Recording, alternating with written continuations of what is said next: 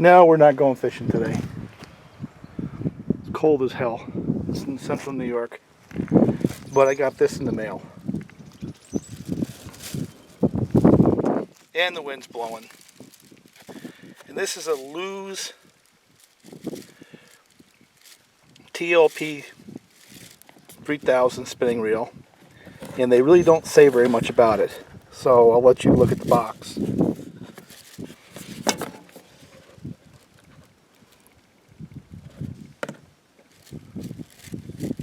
If you can derive any good information, that's good. If not, well, that's good too, I suppose. It's a $100 reel, maybe a little more. It's got aluminum body, basically. That's aluminum. And it looks like it's really well constructed. It looks an awful lot like a pin. And it also has similarities to this reel right here, which was my favorite from last year.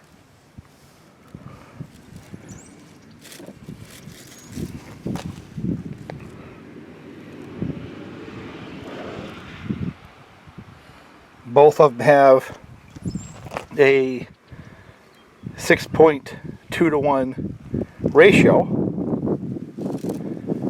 This one's got a lot of ball bearings. It says 12 or 11 plus 1. This one has less, but I think it's like 10 or 9 plus 1.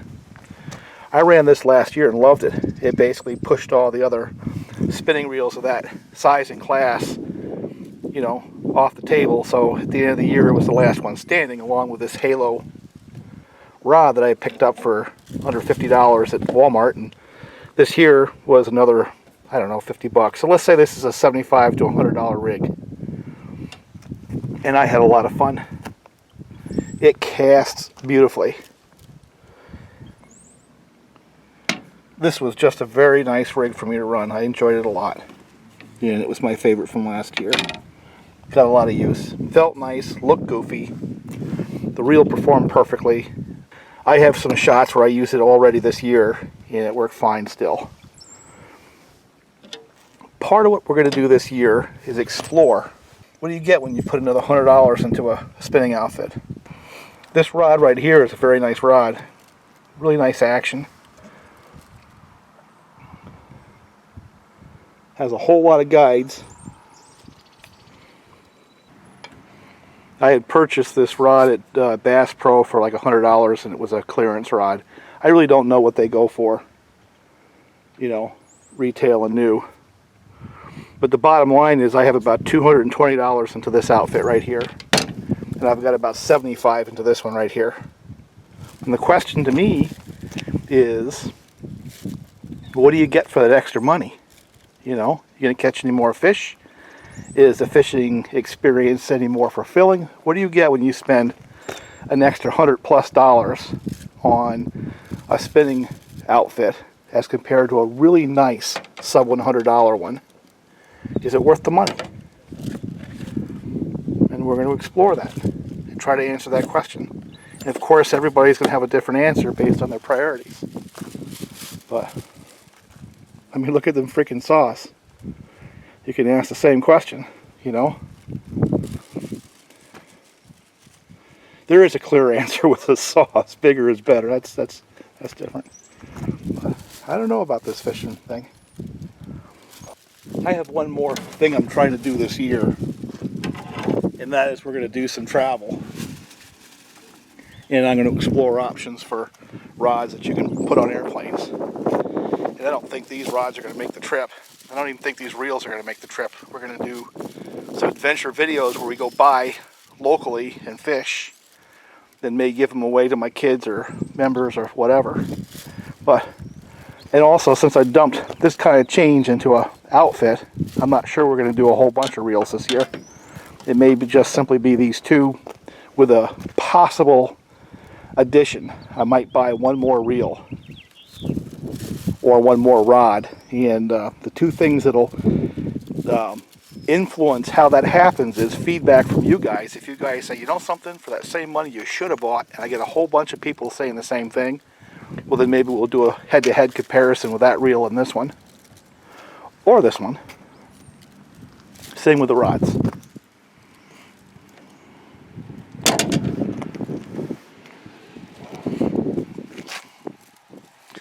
Now, the kind of things that I am seeing on the rods is the number of guides, obviously, but also the quality of the seat. This is a very, very positive seat. And I'm not going to spin it on and off, but you hear a little clicking as it clicks on. Where this is really plastic with a steel band over the top, pretty standard with that coarse thread that cinches up that reel.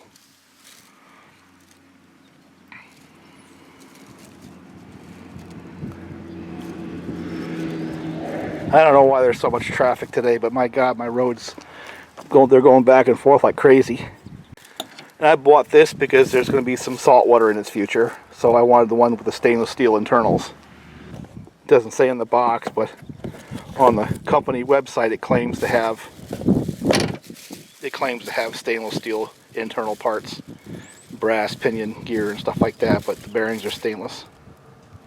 So we'll see at the end of the season. Is it a boom or a bust?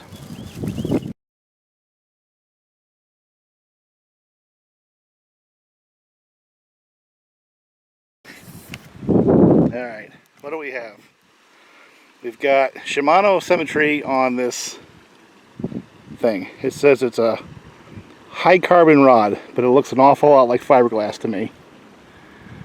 And it telescopes, and it's about 6.5 foot. And of course I've got my favorite. Go with a POS first. See if it'll cast. It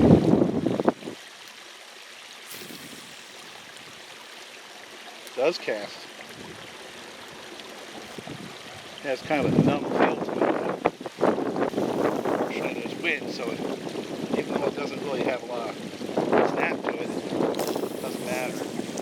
The other thing is really heavy. Now a younger version of me wouldn't care. An older version, I like those light rods, I really do.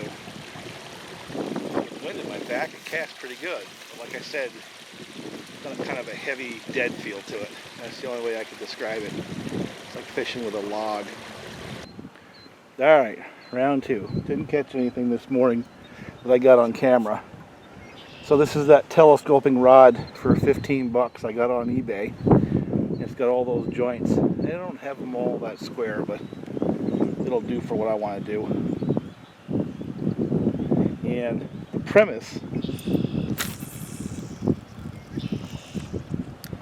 that I'm going by is, even with a junky rod, if you have the right bait, you can catch a fish. I ought to straighten the rod up a little bit.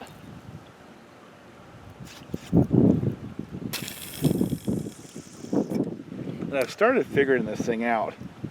You gotta sort of let the pressure build on your finger before you let it loose, you know?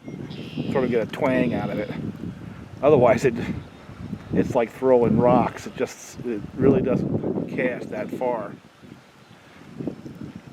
You know? But it really, once I got used to it, I've been able to actually put things out there in a reasonable, you know, place. Pretty much where I want them. But it just takes more effort than the rods I've been used to, you know? Here goes snap. Well, it wasn't the most successful fishing trip, but I started figuring out how to cast this damn thing. You got to cast it like a big old fiberglass rod, where you sort of hang onto the spring a little more and get a little more snap out of it. Caught one fish. Was monkeying around with the camera because I had it shut off, and they come off these debarbed hooks because I couldn't keep the pressure on it. As soon as you release pressure on the fish, they come right off.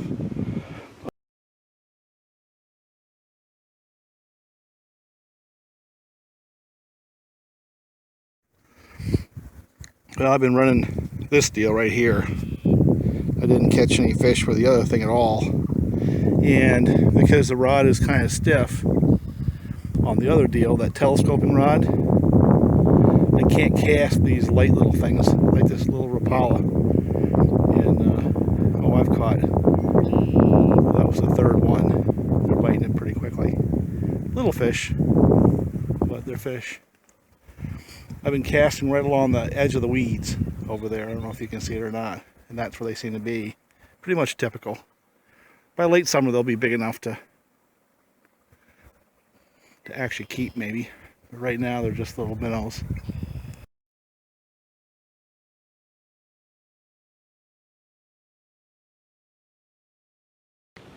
Run the panther in this really shallow water.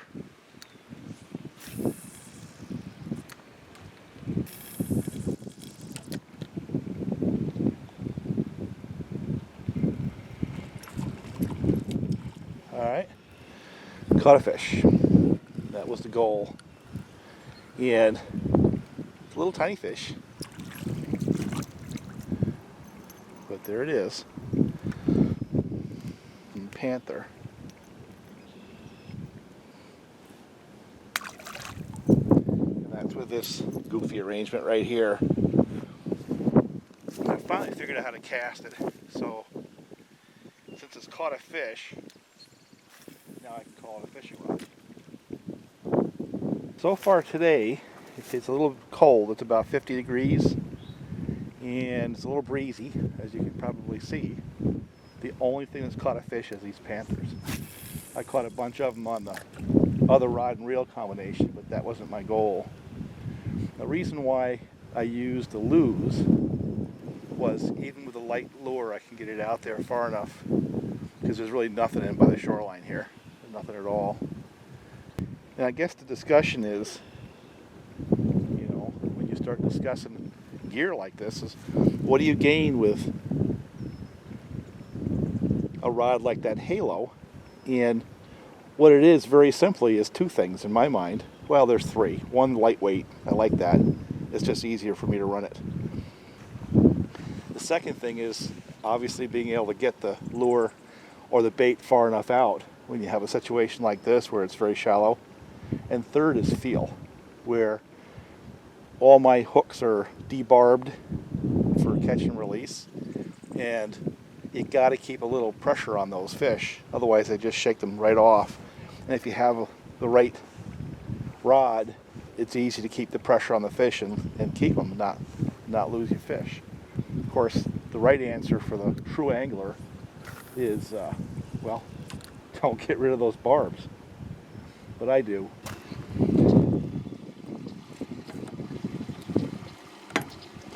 So that's what that was designed to do. It's really just a travel rod. So what do I really think?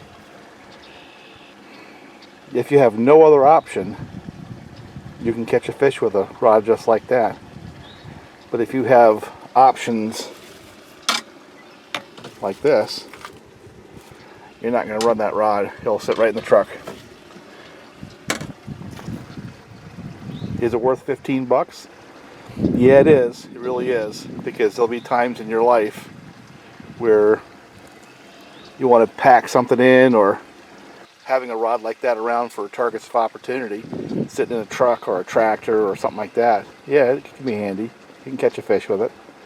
But combination of the heavier weight, the action, and kind of the slippery feel it has on aluminum, it's really not a great rod to operate. It really isn't.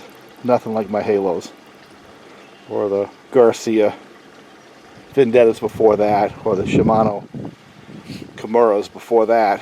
It's one of those deals where if it's the last option and you want to go fishing and you can't take another rod, this is all you've got, yeah, you know, that's its role in life, to be that last option for the times when you can't take a full-size rod somewhere.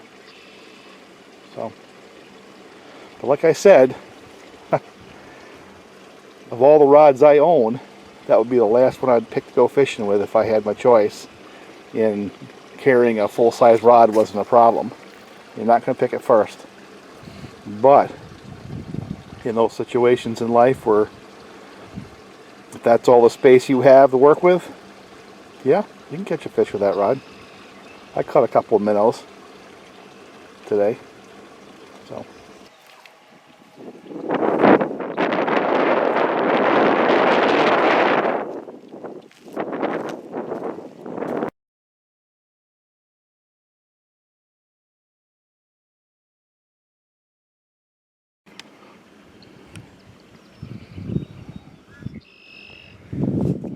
that's how we start today. I'm going to leave that little martin on this thing and trip the bail and let the string go out and extend the rod to its normal length, and then see if we can start catching some fish.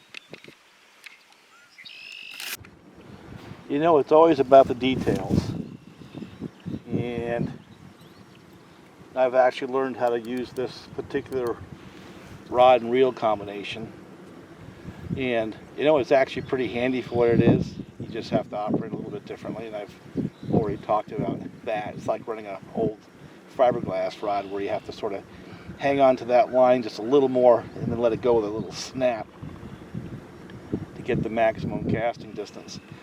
But I think in terms of design, one of the limitations that they had to get around was having the ferrules, the guide rings, at the end of each of these sliding sections. So that limited how many they can have. And then of course up here in top there's quite a distance between this one right here and up here. And that does make a difference. And also, for whatever reason, they put a small one right here. They needed to have a larger one right here. That would have made it cast better. And the slippery handle, I might just put some tape on that to get around that. But I ran into another thing. Is because it's slippery, it makes my hand roll into the reel right here. That spot right there, where my finger runs right into that, and I notice it's beginning to get a little bit sore after a while of using it. So I thought about that for a second, and that might be one of the reasons why my symmetry doesn't get as much time as another reel. Check this out. You can see how it doesn't come down on my hand, because the distance between here and that curvature is greater, number one, and also that angle is not quite as large, number two, which might be one of the reasons why these Lew's reels, which look an awful lot like a pin because they're made by the same people, is actually more comfortable for me than the other reels I've tried.